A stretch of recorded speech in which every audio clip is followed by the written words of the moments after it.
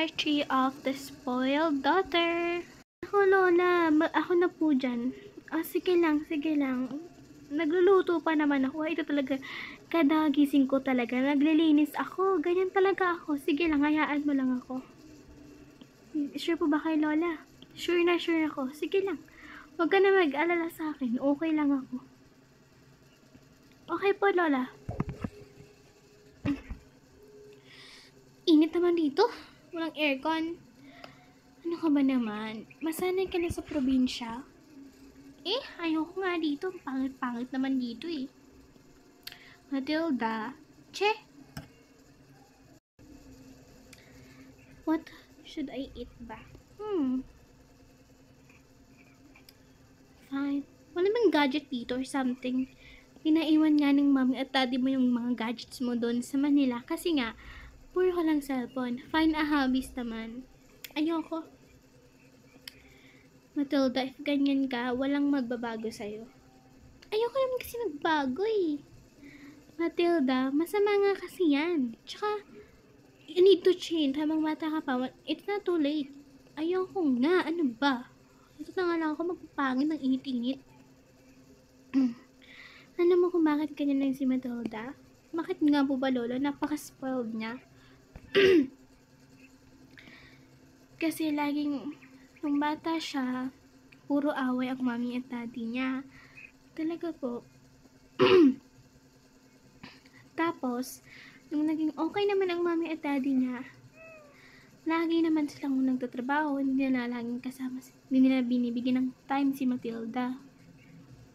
And ayun nga, nagalit siya at nasaktan, so naging ngayon ugali niya. So it's not her fault naman po pala eh. Hindi ko nga sinabi sa mag-asawa kasi nga baka ma-offend sila. Makapagalitan pa ako. Ako na lang po magsasabi kaya, huwag ka nang sumama. No, kasi mawawan ka ng trabaho. Ganun po. Di ba kailangan mo ng pera para sa family mo? Kaya wag na. Paano po yun habang buhay po kikim-kimin niya ni Matilda? Ay, sa ewan ko. A few days later, after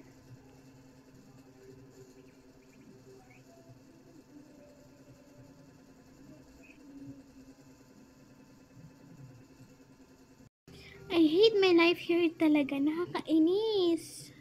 Lagi na lang ako maghuhukay. Lagi na lang ako Pero nasanay naman na ako. Ilang araw na kami dito eh. Ay, nakaawang bata. Walang choice. Ano, tapos yun na ba dyan? Che! Cute-cute na batang to.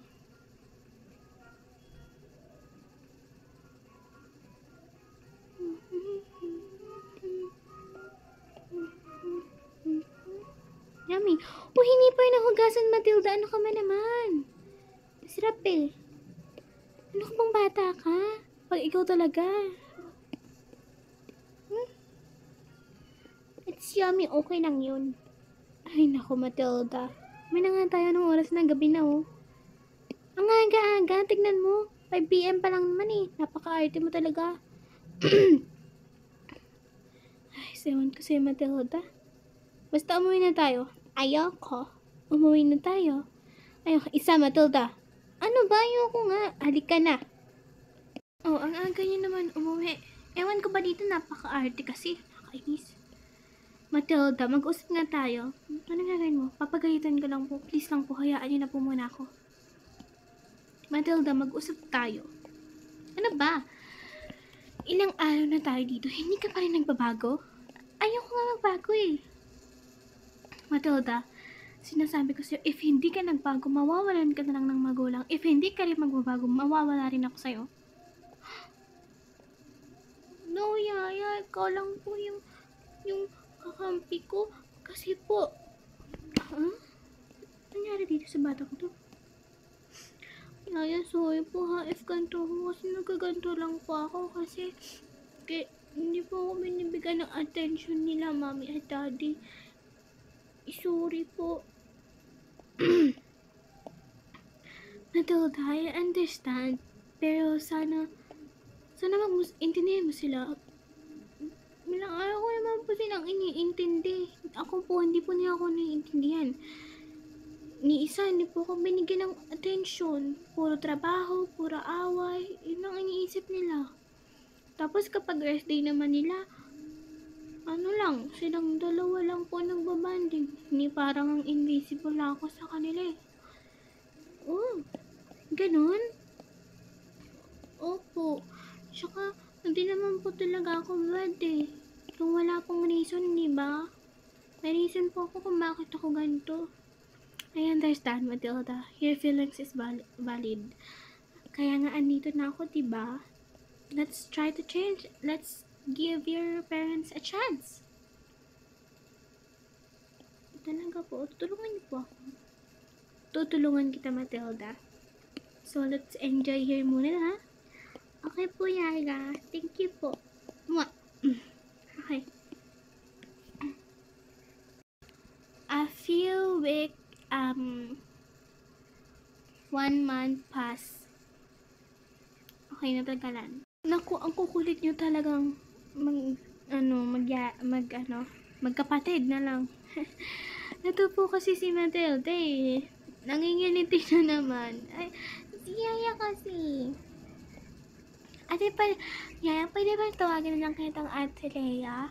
Okay, sige ka bahala. I'm glad kasi nagbabago ka na, Matilda. Ano po kasi ako eh. Tsaka, kahit wala pa si Mami at Daddy, okay lang po sa akin basta po magkasama po tayong dalawa. No, that's sweet. Opo. Ay, nako. Alam nyo, kumain na kayo. Anong oras na? Tanghali na. Okay pa. Knock, knock. Mommy? Daddy? Matilda, hindi ko sinabi sa'yo na pupunta yung Mami at Daddy mo ngayon, ha? Pasensya ka na. Okay lang po, Ate Lea. Ano pang ginagawa niyo dito? Anak, can you please forgive us? Forgive you? Anak, sinabi sa akin lahat ni Ate Lea mo, lahat ng mga naramdaman mo.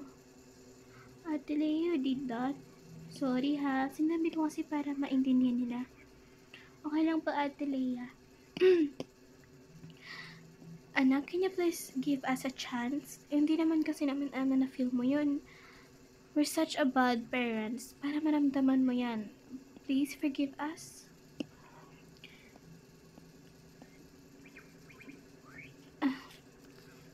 Okay po, Daddy. I forgive you too po. Talaga, anak, hindi ka nagkahit sa amin? Hindi na po. Kasi, sabi nga ni Ate Lea, spread love and care on me.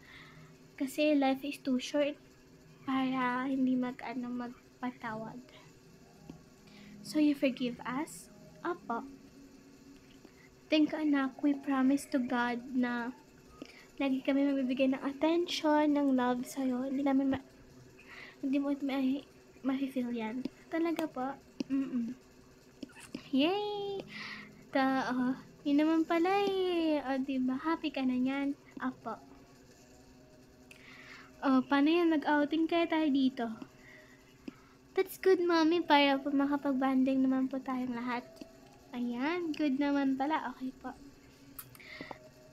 So, ayun lang guys. Thanks for watching. Ginawa ko lang short para hindi ko napapahabain yung story. Kasi gagawa pa ako ng maraming story. So, yun lang guys. Thanks for watching. Bye!